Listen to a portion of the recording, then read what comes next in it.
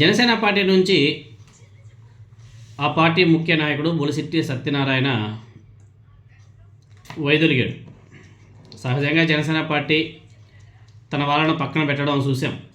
కానీ అందుకు విరుద్ధంగా ఆ పార్టీకే చాలా గౌరవంగా బొలిశెట్టి దండం పెట్టి వెళ్ళిపోయాడు. మీరందరూ కూడా చూసుంటారు.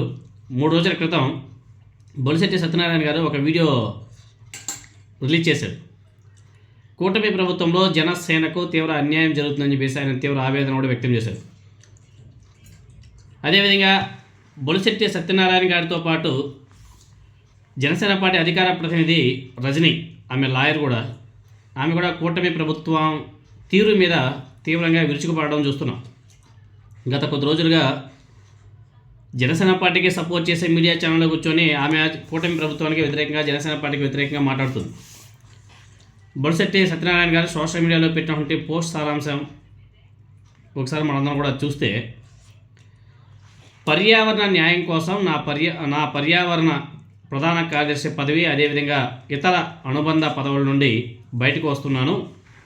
ఎందుకంటే ఆంధ్రప్రదేశ్లో కాలుష్యానికి సంబంధించి దాఖలైనటువంటి ఒక ప్రధాన పర్యావరణ ప్రజా ప్రయోజన వ్యాజ్యం ఏదైతే ఉందో దానిలో నేను పిటిషనర్గా ఉన్నాను. ఈ నేపథ్యంలో నేను నైతిక విరామం తీసుకోవాల్సిన అవసరం ఉంది. కూటమి ప్రభుత్వం మీద వేసినటువంటి కేసు ఏదైతే ఉందో ఆ ప్రభుత్వం మీద కేసు వేసిన వ్యక్తిగా అధికార కూటమిలో కీలక నేతగా ఉన్న నా పాత్రల మధ్య ఎటువంటి విభేదాలు రాకుండా చూసుకోవడం కోసమే నేను ఆ పార్టీ నుంచే వైదొలుగుతున్నాను, ఆ శాఖల నుండి వైదొలుగుతున్నాను అని చెప్పేసి ఆయన ట్వీట్ చేశాడు. తర్వాత పార్టీ పదవి నుండి తాత్కాలిక విరామం మాత్రమే, రాజీనామా కాదు, న్యాయపరమైన పరిష్కారం లభించిన తర్వాత, ఈ పాయింట్ చాలా ఇంపార్టెంట్, న్యాయపరమైన పరిష్కారం లభించిన తర్వాత అధిష్టానం కోరుకుంటే పార్టీ బాధ్యతలు తీసుకునే అవకాశం ఉంది అనేసి ఆయన మాట్లాడడం జరిగింది. కోర్టులో కేసులు అంత తొందరగా మీకు అందరికి కూడా తెలిసింది. సో బొలిశెట్టి సత్యనారాయణ గారు చాలా ప్రీప్లాన్డ్గా ఆ పార్టీ నుంచి ఎలాగోలా బయటపడాలని చెప్పేసి ఒక రీజన్గా దీన్ని చూపిస్తూ ఆయన బయటకు వచ్చేసాడు. పర్యావరణ పరిరక్షణ కోర్టు కేసు అనేది కేవలం ఒక సాగు మాత్రమే ఆయనకు. ఎందుకంటే గత 2 ఏళ్ళుగా గుర్తుకు రాని కేసు ఇప్పుడే ఎందుకు ఆయనకి గుర్తు వచ్చింది అనేసి చాలామంది జన సైనికులే ప్రశ్నలు వేసుకుంటున్నారు. ఎందుకంటే కూటమి ప్రభుత్వ పాలన మీద ప్రజల్లో తీవ్ర వ్యతిరేకత వస్తుంది. మరీ ముఖ్యంగా జనసేన పార్టీ శ్రేణులకు అన్యాయం జరుగుతున్నా పవన్ కళ్యాణ్ గారు పట్టించుకోకుండా సైలెంట్గా ఉండడం, మళ్ళీ చంద్రబాబు నాయుడు గారికి సపోర్ట్ చేయడం, నారా లోకేష్ గారికి సపోర్ట్ చేయడం, 15 సంవత్సరాలు ఇలానే కొనసాగుతాం అని చెప్పేసి మాట్లాడడం, ఇవన్నీ కూడా జనసేన పార్టీ కేడర్, అదేవిధంగా ఆ పార్టీలో ఉంటే కొంతమంది నాయకులకు కొంచెం కోపం వస్తుంది. వాళ్ళంతా కూడా తీవ్ర అసంతృప్తిగా ఉన్నారు అన్నమాట చాలా కాలంగా వినబడుతుంది, మనం చూస్తున్నాం. దానికి బొలిశెట్టి సత్యనారాయణ గారు కూడా ఒక ఎగ్జాంపుల్. ఎందుకంటే ఆయన మొన్న ఒక వీడియోలో కూడా చెప్పాడు, ఆయన సొంత నియోజకవర్గంలో కొన్ని టెంపుల్స్ ఉంటే ఆ టెంపుల్స్కి నియమిస్తారు కదా, అవి జనసేన పార్టీకి ఇవ్వకుండా తెలుగుదేశం పార్టీకి ఇస్తున్నారంట. మా జనసేన పార్టీకి ఏమైంది, మాకు ఎందుకు ఇవ్వడం లేదు, మమ్మల్ని ఎందుకు పట్టించుకోవడం లేదని చెప్పేసి ఆయన ఆవేదన వ్యక్తం చేస్తూ ఒక వీడియో కూడా రిలీజ్ చేశారు.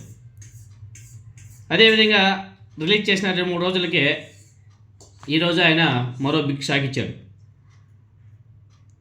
ఈ సమయంలో రాజీనామా కాదు, తాత్కాలిక విరామం అని చెప్పేసి కూడా ఆయన పేర్కొనడం మీద జనసేనలో కూడా విస్తృతంగా ఒక చర్చ అయితే నడుస్తుంది. మళ్ళీ అధిష్టానం కోరుకుంటే బాధ్యతలు తీసుకునే అవకాశం ఉంది అని చెప్పేసి మాట్లాడడంలోనే జనసేన పార్టీకి సెలవు ఇండైరెక్ట్గా చెప్పగానే చెప్పేశాడు ఆయన. అధికారంలో కీలకంగా ఉన్నటువంటి జనసేన పార్టీ నుంచి మంచి నాయకులు తప్పుకోవడం ఆ పార్టీలో ఉక్కపోతను చాలా స్పష్టంగా సూచిస్తుంది.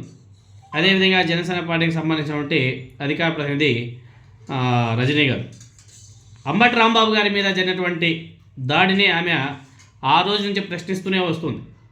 అంబటి రాంబాబు గారు ఆ ఫ్లెక్సీని తీసివేయమని చెప్పేసి అడగడం కోసం ఆయన కారులో వెళ్తుంటే ఎదురుగా తెలుగుదేశం పార్టీ నాయకులు కర్రలు చేతిలో పట్టుకొని అమ్మడా బూతులు తిడుతూ వస్తుంటే ఆక్రోశంలో తట్టుకోలేక బై మిస్టేక్ ఆయన నోరు కూడా జారడం జరిగింది. ఆయన ఒప్పుకున్నాడు, నేను ఆ నాయకుల మీద అలా అని ఉండాల్సింది కాదు, కానీ చంద్రబాబు నాయుడు గారిని అన్నానేసి వీళ్ళు చాలామంది మాట్లాడుతున్నారు, అది తప్పు.